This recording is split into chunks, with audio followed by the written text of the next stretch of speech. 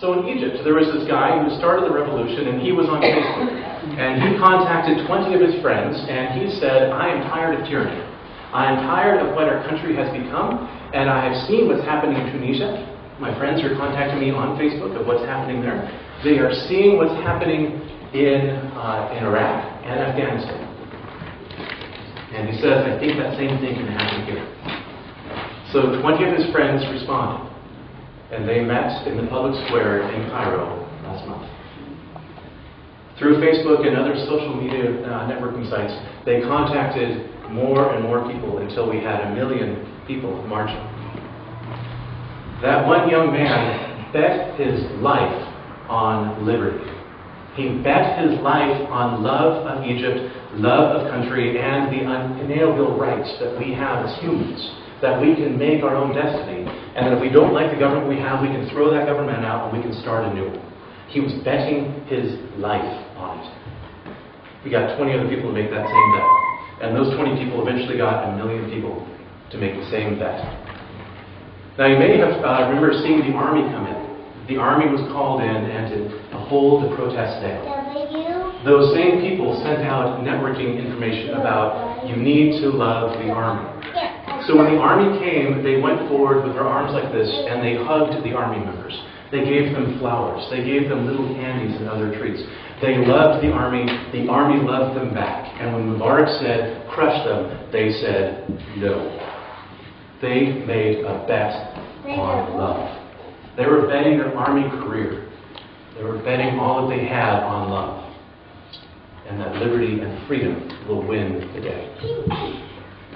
And by doing so, by making this bet on love, they have forever changed the arc of history. Now, the arc of history is this. People get together, there's a really wealthy couple, and they force a lot of people by exchanging a little bit of security and a lot of domination, that they are forced to then go to war against other people who are forced to go to war. And you have war, you have pestilence and famine, and it just repeats over and over again. The arc of human history is that we aren't going to make it as a people. The arc of human history is that domination wins. But occasionally, once in a while, there's a group of people, a generation of people that come together and change that arc of history. And they change it by betting their lives on love. There was a man 2,000 years ago named Jesus. He had a message of love, of forgiveness, of reconciliation. He was saying that God is not contained in the temple, that God is with us and in us and within everyone. And that God is a forgiving and a loving God. That was his message. A lot of people followed this man. And on the last night of his life, he gathered these people together. He sat down at a traditional Jewish feast and festival. And he held up the bread that was on the table. And he said, "This is my body. I am breaking it for you to share with the world." Jesus said, "I am betting my life on you. I am betting the kingdom of God on you. I am betting my life of love. And I ask that when you are sad, when you're lonely, when you miss me, that you gather together, that you take bread and you break it, and you share with whoever's at that table." And he concluded that meal with saying, "I am going to show you a love you have never seen before. I am going to show you what sacrificial love means. I am going to show you what it means to bet my life on you so that you can live. I am going to bet my life in love on you." The act that Jesus did has forever and irrevocably changed the arc of human history. In the late 1700s in Pennsylvania, there were a group of wealthy landowners and lawyers that were British-born that got together and said, "We've got our own land and they can't tell us across the Atlantic what we should be doing. That we have certain unalienable rights that give us the right to choose a government of our own liking. If we don't like it, we can throw it out. That there are ways and there are means that God has instilled in us to love as we love and to have the chance at prosperity. They signed their name to a document and they bet their life. When the founding fathers of this country signed the Declaration of Independence, it was a death warrant. They could have been killed for what they did. But they stood up for what they believed, and they believed in love. They believed in reconciliation. They believed in changing the arc of human history, and it was forever changed. A number of years ago, Pakistan and India, they were about to go to war over a contested piece of land called Kashmir. They had been fighting over this war for many centuries. They've been fighting over this piece of land for many, many centuries.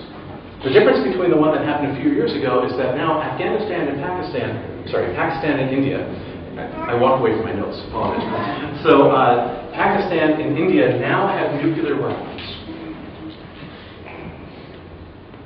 They decided to act in love. They knew that that war was going to go hot. And they decided that it would be better to negotiate and talk about Kashmir than to fight over it. And forever changed the arc of history between India and Pakistan. My Russian friend Volodya, when I was over there visiting, I asked him about our two countries and how we used to have a Cold War against each other. And I asked him, what do you think happened? Why do you think we didn't go hot? Why was this war so cold? And he said, what we know is that Gorbachev loves his family. That's what we know. And that he knew that if we went to a hot war, that he would have lost his countrymen, he would have lost his family, that he loved them too much. And he found that love in your President Reagan. That he loved his country too much and his people too much to put us at risk with a hot war. And so we found a way to work together. And it forever changed the arc of human history. Human history is that the two superpowers in the world always fight. It always goes hot. Always, always, always. France and England always fought against each other. Spain was always a part of there. Germany always heats up when we fight there. This always happened, and it stopped. It did not happen in the early 80s. It's because of love.